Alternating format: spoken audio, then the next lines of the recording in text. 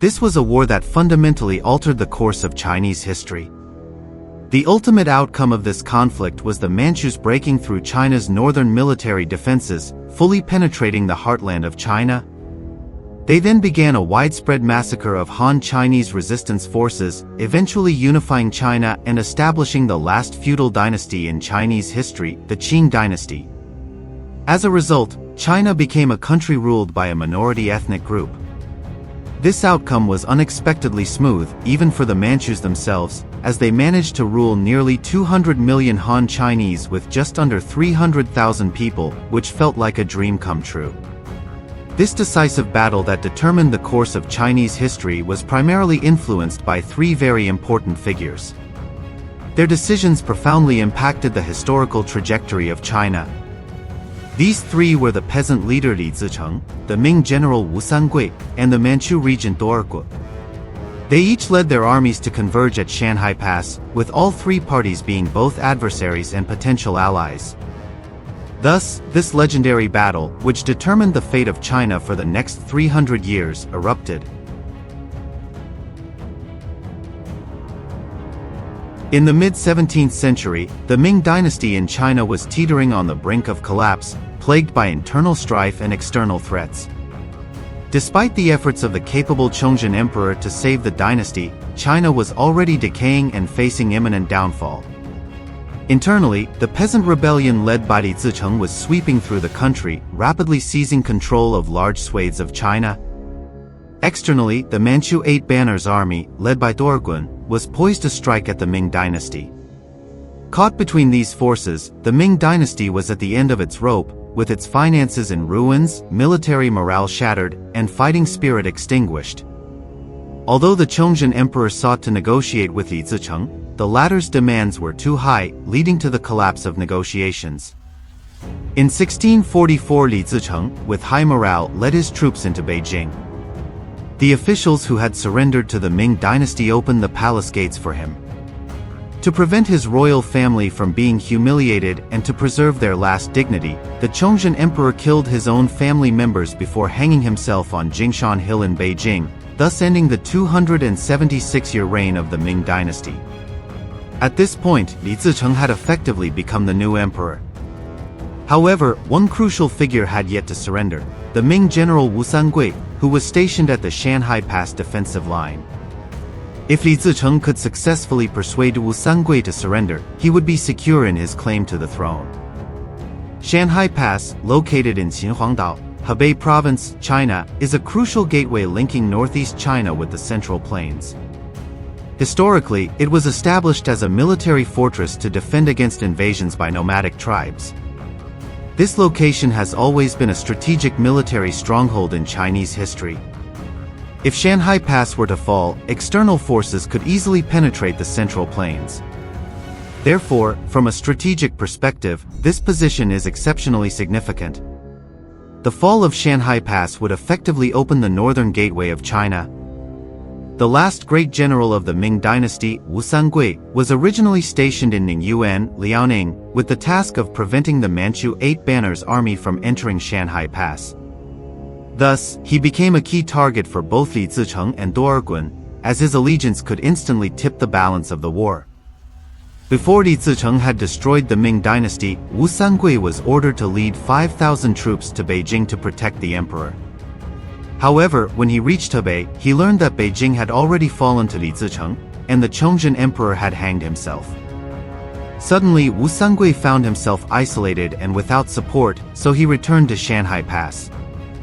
To secure WUSANGUI's surrender, LIZICHENG dispatched Tang Tong, a former Ming general who had surrendered to him, to Shanhai Pass with an army to persuade WUSANGUI. LIZICHENG knew that if WUSANGUI surrendered, he could smoothly establish his reign in Beijing. After much deliberation, WUSANGUI decided to accept LIZICHENG's terms and handed over the defense of Shanhai Pass to Tang Tong, then set out for Beijing to meet LIZICHENG. However, on his way to Beijing, WUSANGUI encountered his family fleeing from the city.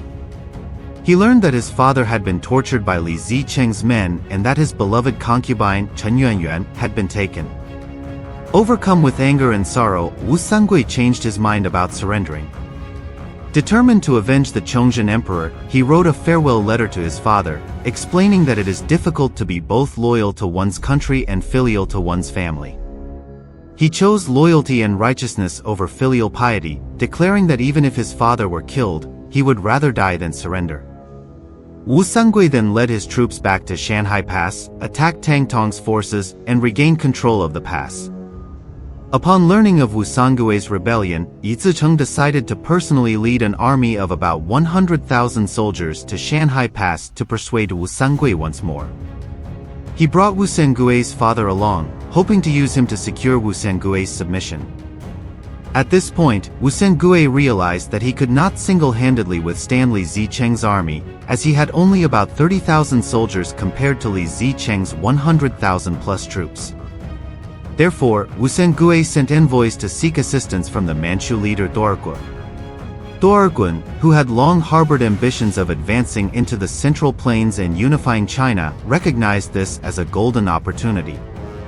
After meeting with WUSANGUI's envoys, he immediately began to prepare his troops.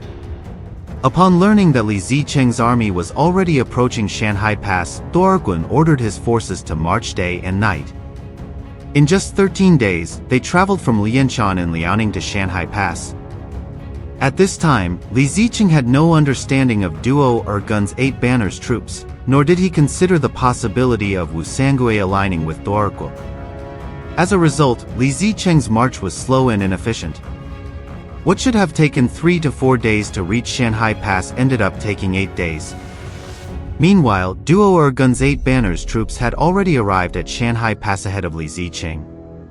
They assembled their forces about 10 miles outside the pass and chose to observe the situation before taking action. Upon LIZICHENG's arrival at Shanhai Pass, he immediately demanded WUSANGUI's surrender, but WUSANGUI staunchly refused. In response, LIZICHENG ordered a fierce attack on WUSANGUI's forces. WUSANGUI, however, held his ground and defended against LIZICHENG's assaults without showing any weakness. Near Shilua city, fierce battles erupted between the two sides. To overcome the shortage of troops, WUSANGUI ordered his defenders to feign surrender and flee, enticing LIZICHENG's large army to approach the city walls. Suddenly, they unleashed artillery fire from atop the walls, causing significant casualties among LIZICHENG's troops and forcing them to retreat. The battle continued until a temporary ceasefire was called the next morning. Despite this, LIZICHENG still hadn't defeated WUSANGUI, who suffered heavy losses and grew increasingly anxious and worried about the absence of DUOERGUN's troops. Meanwhile, DUOERGUN decided to employ a strategy of waiting for the enemy to exhaust themselves in mutual combat. He planned to strike when LIZICHENG's forces were weary and depleted after battling with WUSANGUI. At this point, the conflict had reached a temporary stalemate.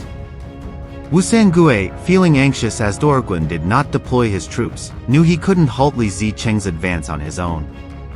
Secretly, he took a few soldiers and approached DUOERGUN's camp, where he knelt before DUOERGUN and surrendered. Recognizing WUSANGUI's sincere intent to submit, DUOERGUN accepted his surrender request. Following Manchu tradition, DUOERGUN had WUSANGUI shave his head into a queue to signify his genuine surrender. This practice later became the reason why Chinese people wore queues during the late Qing Dynasty. DUOERGUN agreed to join forces with WUSANGUI to attack LIZICHENG's army. He instructed WUSANGUI to return to his base and oversee operations, while he himself awaited the opportune moment to deliver a decisive blow to LIZICHENG. After returning to Shanhai Pass, WUSANGUI quickly found himself in another major battle with LIZICHENG. Meanwhile, DUOERGUN stood at a distance observing the fight without immediately sending his troops into action. LIZICHENG's and WUSANGUI's armies engaged in fierce close combat, and by noon, both sides were exhausted and suffered heavy losses.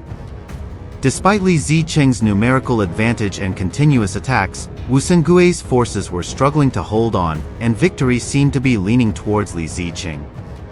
Observing the situation, DUOERGUN immediately ordered 20,000 cavalry to attack LIZICHENG's exhausted army. Caught off guard by the sudden assault of the 8 banners troops, LIZICHENG's forces fell into disarray. Under the fierce onslaught of the 8 banners troops, LIZICHENG's formation fell into chaos. He had never considered the possibility of WUSANGUI cooperating with the Manchus, leaving him at a loss when faced with DUOERGUN's massive army. The battle was one-sided and concluded within a day. Some of LIZICHENG's forces were driven to the seaside and massacred. Realizing the inevitability of defeat, LIZICHENG led a small remnant of his troops in a retreat towards Beijing. Meanwhile, under DUOERGUN's orders, WUSANGUI continued to pursue and hunt down LIZICHENG's fleeing forces. After fleeing partway, LIZICHENG directly executed WUSANGUI's father, and upon returning to Beijing, he massacred WUSANGUI's entire family of 38 members to vent his rage. He hastily declared himself emperor in Beijing, and the very next day continued his retreat westward. From a position of seeming victory to complete disarray, it took LIZICHENG 42 days from entering Beijing to his retreat. Just like in the game of Go, one wrong move led to losing the entire board. If LIZICHENG had treated WUSANGUI's family with kindness, perhaps history might have been rewritten, but history cannot entertain hypotheticals. Ultimately, LIZICHENG was killed at Jiugong Mountain in Hubei province. Meanwhile, in June 1644, after entering Beijing, DUOERGUN relocated the Manchu capital from Shenyang to Beijing and established the Qing Dynasty. However, at this time, the Manchus only controlled the northern regions of China and had not yet completely unified the entire country. Resistance against the Qing persisted in the southern regions, where remnants of the Ming dynasty continued to resist. These regimes, established by Ming royalists, failed to learn from their mistakes, remaining internally divided and plagued by internal conflicts. The Manchus did not afford these Ming royalist regimes the opportunity to consolidate their power. After relocating the capital to Beijing, they relentlessly attacked the southern Ming regime without pause, eventually defeating them in 1661. From their entry into Beijing to the unification of China, the Manchus took only 18 years. Thus, China entered a new era as a unified empire ruled by a minority ethnic group. After the Manchus entered Beijing, DUOERGUN implemented a policy known as the AQ Order to consolidate their rule across the nation. Essentially, it mandated that Han Chinese men should shave the front of their heads and braid the rest of their hair into a queue. This policy served as a symbolic gesture of submission to Manchu rule. Those who complied demonstrated acceptance, while those who refused were deemed rebellious and faced severe consequences, often execution. The Manchus aimed to use this method to weaken the resistance of the Han Chinese and solidify their authority. Over 200 years later, after Western powers forcefully opened China's doors with advanced ships and artillery, they encountered Chinese men with queues. This distinctive hairstyle became a stereotype in the eyes of the West. Consequently, many Chinese men in Qing Dynasty dramas and films are depicted with this hairstyle. Furthermore, in numerous American movies, characters portrayed as villains often sported queues, perpetuating negative stereotypes against Chinese people. This historical context illustrates how cultural practices and symbols can be misunderstood and misinterpreted across different civilizations, leading to lasting impacts on perceptions and stereotypes. Alright everyone, that wraps up this episode of our video. Thank you for watching. If you enjoyed our channel, remember to subscribe and hit the notification bell. Feel free to share your thoughts in the comments below. We'll carefully consider your feedback. Goodbye.